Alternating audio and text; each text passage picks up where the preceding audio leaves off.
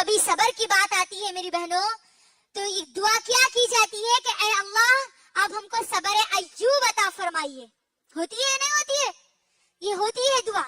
جب بھی کوئی مصیبت آتی ہے کوئی پریشانی آتی ہے تو کہتے ہیں کہ اے اللہ اب ہم کو صبر ایوب عطا کریے. کیوں کہا جاتا ہے کہ کیا کبھی آپ نے غور کیا ایوب علیہ السلام کتنا صبر کرے؟ اللہ اکبر. ایوب علیہ السلام کو جب اللہ نے بیماری دی جس میں ان کا پورا جسم سڑنا شروع ہو گیا تھا تو یہ پوری بیماری 18 سال ان کے ساتھ تھی. 18 سال وہ بیمار تھے ایوب علیہ السلام. غور کریے ان کی 4 بیویاں تھی. ایوب علیہ السلام کی کتنی بیویاں تھی؟ 4 بیویاں تھی میری بہنوں. 3 بیویاں ان کا ساتھ چھوڑ گئی, ان کو چھوڑ دیے, 1 بیوی ان کے ساتھ رہی. ہم ایوب علیہ السلام کا جو جسم تھا وہ بیماری کی وجہ سے سڑتا جا رہا تھا میری بہن. جب ان کا پورا جسم سڑتا جا رہا تھا اور صرف زبان باقی تھی, اگر ہم ان کی زندگی اٹھا کر دیکھیں گے تو ہم کو معلوم ہوتا ہے وہ اللہ سے دعا کرتے تھے کہ اے اللہ آپ میری زبان کی حفاظت کر لیجئے, آپ میری زبان کو سڑنے سے بچا لیجئے اللہ, تاکہ ہم اس زبان سے تاکہ میں اس زبان سے آپ کا ذکر کر سکوں. اللہ اکبر. غور کریے پورا جسم سڑا ہوا ہے, یہاں تک کہ جسم میں سے کیڑے ان کے جسم کے نیچے گرتے تھے.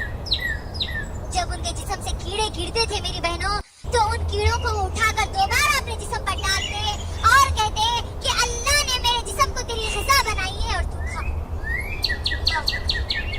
غور کریے یہ ہمارے ایوب علیہ السلام 18 سال بیمار تھے. 18 سال.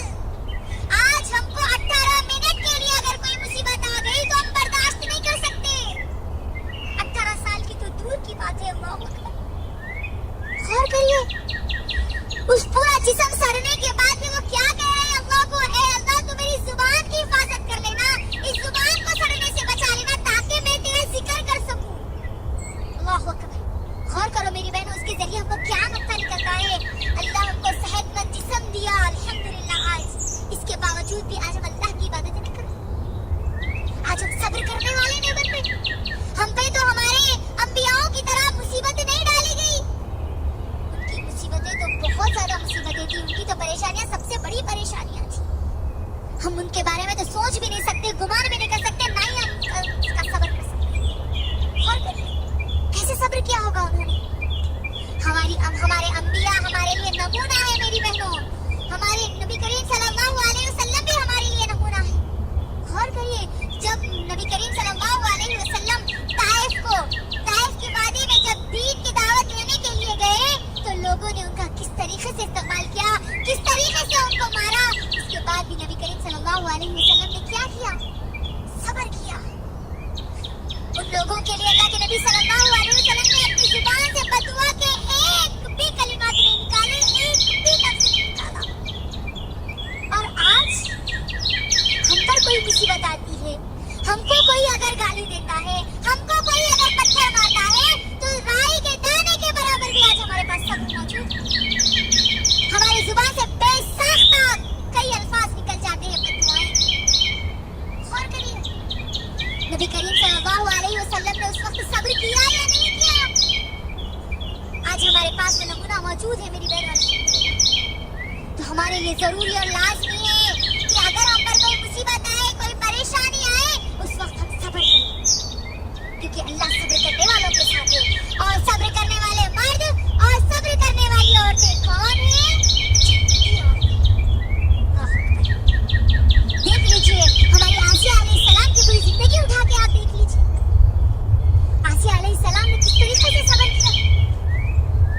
کبھی انہوں نے یہ نہیں کہا کہ اے اللہ تو مجھے ہی دینا تھا یہ ظالم شوہر. کیا کہا انہوں نے؟ آج ہم پہ تو وہ مصیبتیں تو نہیں ہے میری بہنوں, ہے نا. آج ہم پہ وہ مصیبتیں تو نہیں ہے کہ شوہر ہمارے سر پہ کھڑا تلوار لے کے ہم کو کوئی حکم دے اور ہم وہ نہ کریں, ہے نا. ہم پہ آج وہ مصیبتیں تو نہیں ہے. تو ہمارے لیے ضروری اور لازمی ہے کہ اگر ہم پہ چھوٹی چھوٹی جو مصیبتیں ہیں, بیماری کی شکل میں, پریشانی کی شکل میں, مصیبت کی شکل میں اگر وہ آتی ہے تو اس پر ہم صبر کریں. صبر کرنا ہمارے لیے ضروری اور لازمی ہے. اس صبر کے بدلے ہم کو جنت مل سکتی ہے انشاءاللہ. تو یہ صبر کرنے والی عورتیں جنتی